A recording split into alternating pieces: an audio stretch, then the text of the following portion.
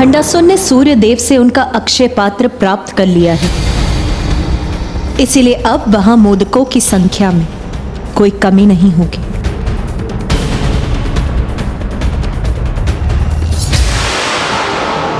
ये लीजिए प्रभु, मोदक प्रस्तुत है। ये तो सूर्य देव का अक्षय पात्र है जो कभी इच्छित सामग्री से रिक्त नहीं होता। अब कोई चिंता नहीं है प्रभु, अब जितने चाहे उतने मोदक प्रस्तुत होंगे। इसलिए ना अब मोदक समाप्त होंगे और ना ही आप अपने वचन के अनुसार यहाँ से जा सकेंगे। अपने आराध्य को दिए वचन को निभाने के लिए इतना तो चलता है प्रभु। आप लोग जाइए, सभी अपना अपना कार्य कीजिए।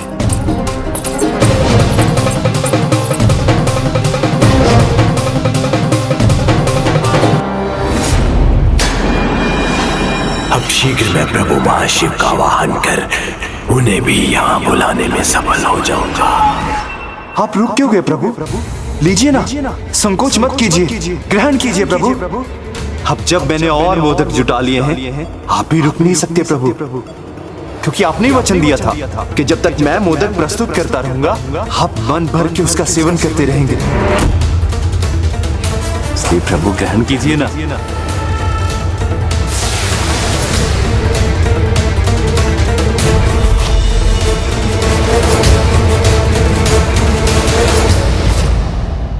देखिए माता, किस प्रकार भक्ति के नाम पर अपने प्रभु को बंधक बना रहा है ये कपटी भंडासुर। ये तो इसका सबसे बड़ा महापाप, जिसके मूल इसका चलता है का भाव, वही चलता है का भाव जो संसार के जीवों को प्रभावित कर उन्हें अधर्म की ओर ले जाता है। ये वही चलता है का भाव जो भंडासुर के अस्तित्व का आधार है, जो वास्तव भंडासुर ही इसी चलता है कि भाव रूपी भंडासुर का नाश करने, इस भंड क्रिया अंत करने अपना आविर्भाव किया है। तब तो माता हमें आज्ञा दीजिए, इससे पहले कि भंडासुर गणेश जी को ढाल बनाकर प्रभु महाशिव का आवाहन करने में सफल हो, हम उसका और उसके अमरपुर का सर्वनाश कर दें। यदि यही है आपकी इच्छा तो देवी सेनापति दंडीनाथ आज आप स्वयं देवी तिरस्करी प्रणाम माता।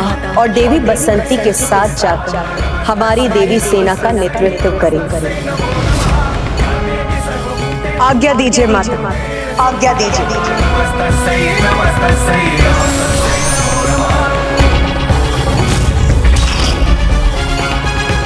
सूर्योदय के साथ युद्ध के आरंभ का समय हो गया है।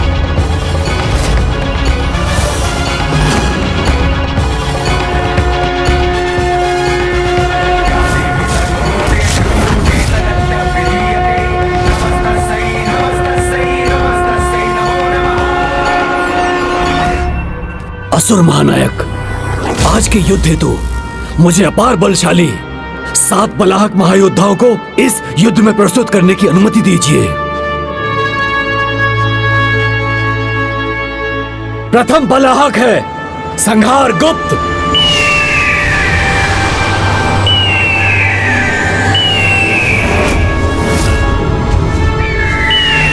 प्रणाम असुर महानायक। अगले 2 बलाहक हैं सूचीमुख और फाल्के मुख। प्रणाम असुर महाराज।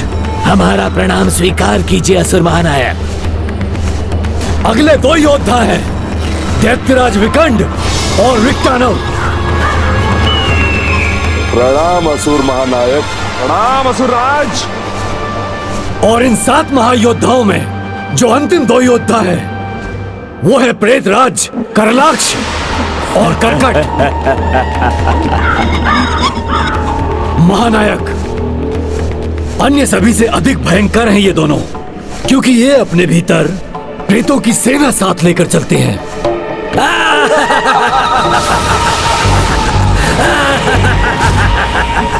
इन 7 के भयानक और अनूठे अस्त्रों का उस नारी सेना के पास कोई तोड़ नहीं होगा। साहस है बल है और अस्त्र भी है, किंतु जो इनके पास नहीं है वो अपने बचाव के लिए ढाल।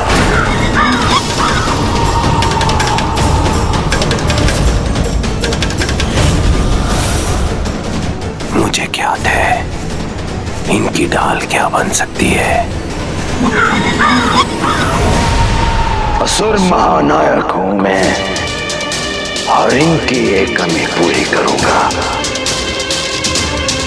मुझसे ढाल प्राप्त करने पर ही इस युद्ध के लिए तैयार होगे तुम।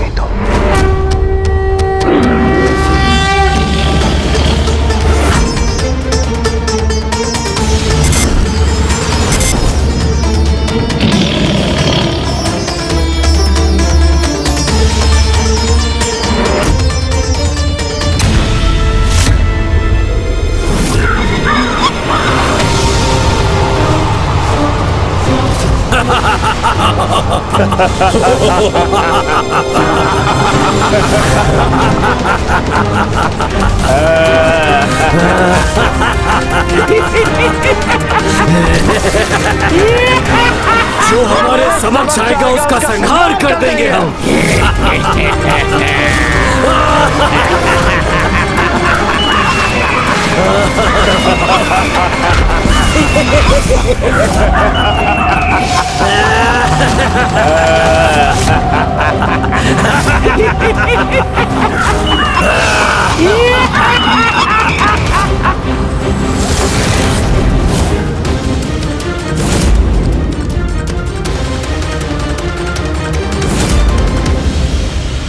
अब ये मेरे साथ सिंदूरासुर चुटकी भर सिंदूर की शक्ति से इन देवियों की सेना को रोकेंगे और उधर मेरे प्रतिरूप मेरे प्रभु महाशिव का आवाहन आरंभ करेंगे।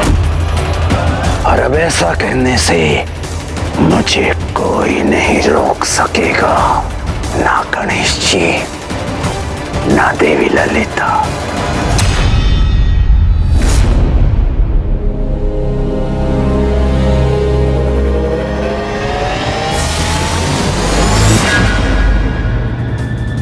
नहीं नहीं, मेरे यहाँ आने से इस दुष्ट को युद्ध में जो लाभ हो रहा है वो उचित नहीं। यदि समय रहते इसके कपट को विफल कर मैं माता के निकट नहीं लौटा तो अनर्थ हो जाएगा। प्रभु, आपके आशीर्वाद से अब ना कोई मेरे बलाक योद्धाओं का सामना कर सकेगा और ना ही प्रभु महाशिव के आवाहन हेतु मेरे महायज्ञ में कोई बाधा आएगी।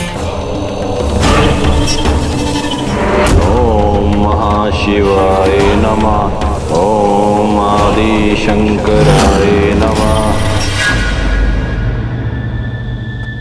आप कितना भी विचार कीजिए, यहां से जा नहीं सकेंगे आप। और युद्ध में विजय के लिए छल और चतुराई का प्रयोग तो चलता है ना प्रभु। नहीं भंडासुर, ये तुम्हारी भूल है, क्योंकि युद्ध जीवन की चुनौतियों से हो अथवा शत्रु सेना से, विजय सच्ची लगन, कठिन परिश्रम और उचित युक्ति से ही प्राप्त होती है, छल और धूर्तता भरी चतुराई से नहीं।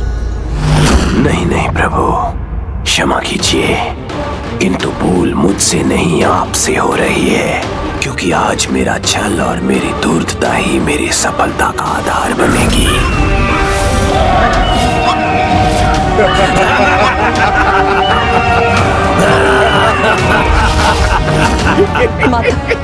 माता, ये अनूठी दिव्य ऊर्जा से घिरे ये सातों असुर साधारण तो कदापि नहीं।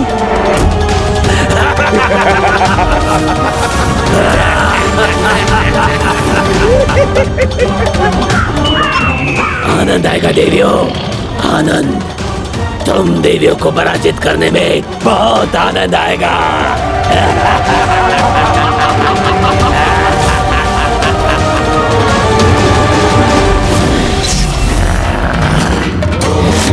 नहीं संगार को, मेरे द्वारा तुम्हारा संहार आज तुम्हारे नाम को सार्थक करेगा।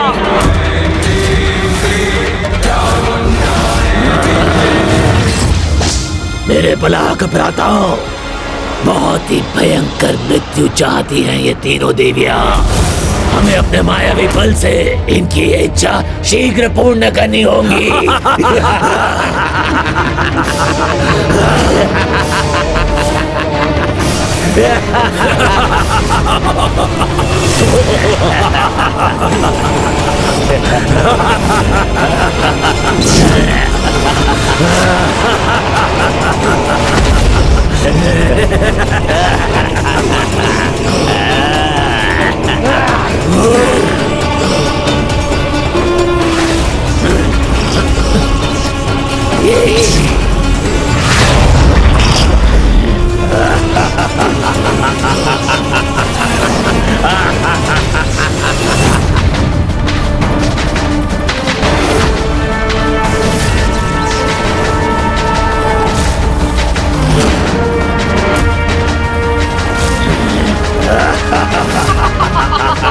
युद्ध भूमि को ऐसे निर्जन भवन में परिवर्तित कर दिया इस दुष्ट ने। असुर महानायक, ये बलाहक असुर अपनी युद्ध भूमि में रहते हुए भी अपनी माया से ऐसी व्यू की रचना करेंगे जिससे इन शत्रु देवियों को ये भ्रम होगा कि वो यहाँ से दूर अपने ही स्थान पर युद्ध कर रहे हैं, किंतु सभी इनकी माया से मुक्त होने के कारण इन्हें यही देख सकेंगे। किंतु इसे बलाहक योद्धाओं को क्या लाभ होगा? अपने शत्रु को भ्रमित कर युद्ध भूमि में युद्ध करके विजय पाने का महारत प्राप्त है उन्हें।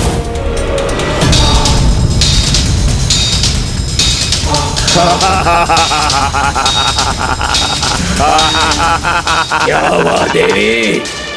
मेरे स्थान पर मुझसे सामना करने का साहस नहीं रहा क्या? युद्ध कहीं भी हो और कैसे भी हो, उसका तो एक ही परिणाम होता है संहार गोप, वो है तुम्हारा विनाश।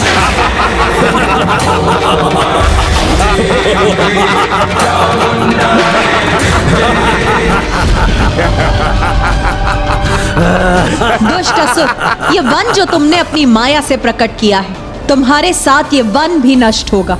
नहीं देवी, मेरे मायावी स्थान में तुम्हारे नहीं, मेरे ही प्रहार सफल होंगे। इसलिए अब एक अंतिम बार इस संसार को देख लो देवी।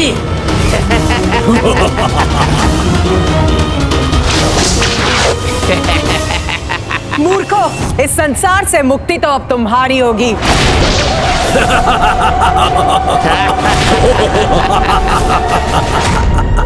प्रेतो, तुम्हारे इस मायावी खंडर के समान अब तुम भी अपने जीवन से रिक्त होगे।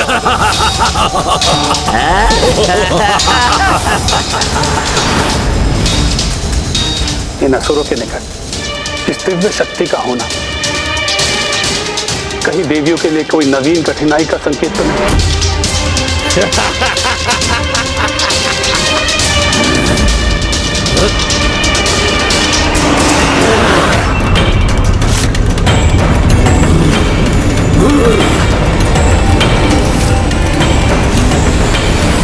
नहीं देवी, एक चींटी के समान हम तुम्हें मसल कर रख देंगे।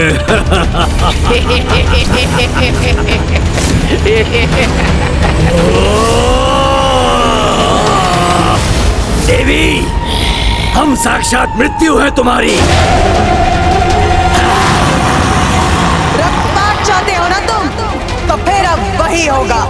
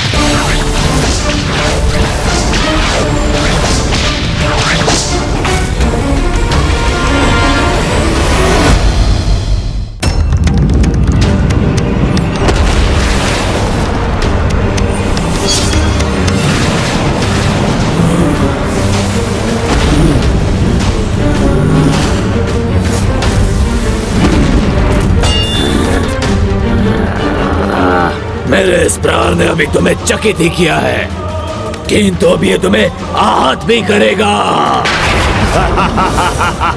नहीं संघार को, आहत होने का समय अब तुम्हारा है।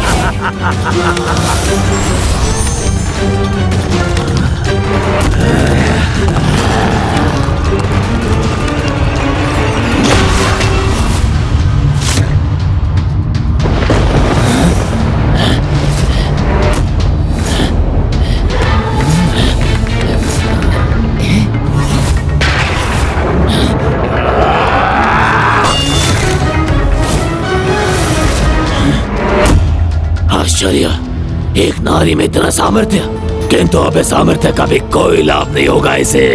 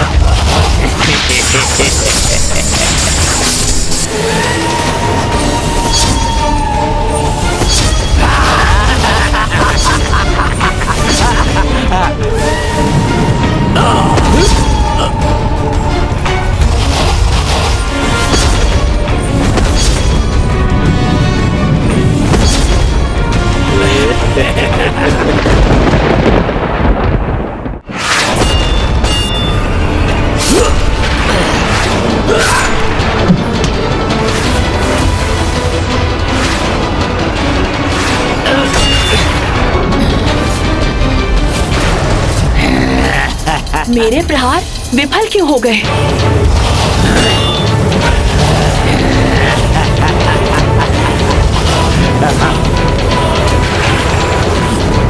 देखा देवी, कहा था ना मैंने, तुम हमें कोई भी क्षति नहीं पहुंचा सकती।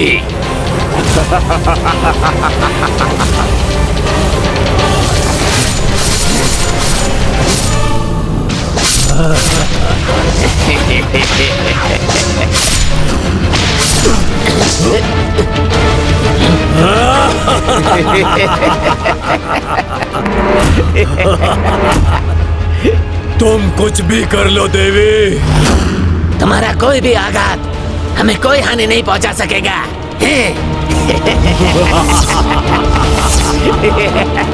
क्या है इनके सुरक्षित रहने का कारण? और दुष्टता भरे तुम्हारे ये शीश तुम्हारे धड़ से विलग कर दूंगी मैं।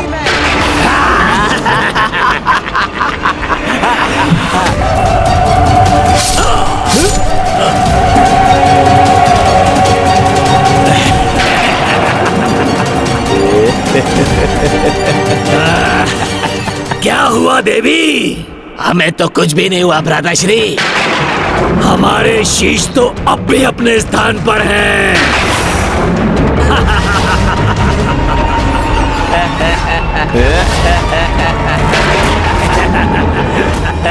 कोई दिव्य शक्ति इनका कवच बनी है, अन्यथा मुझसे इनकी रक्षा असंभव है।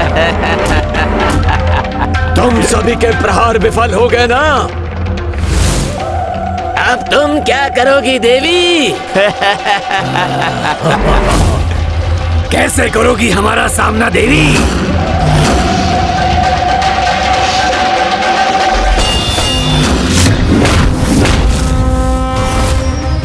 धन्यवाद प्रभु गणेश जी, आपकी कृपा से मैं जो चाहता था वो प्राप्त कर लिया मैंने।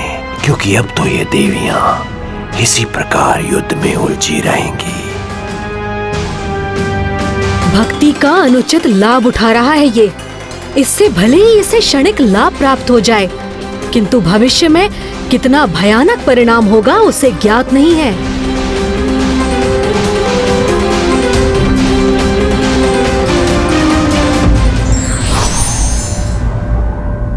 छल और कपट से विजय जितनी शीघ्र प्राप्त होती है, उतनी ही शीघ्र लुप्त भी हो जाती है।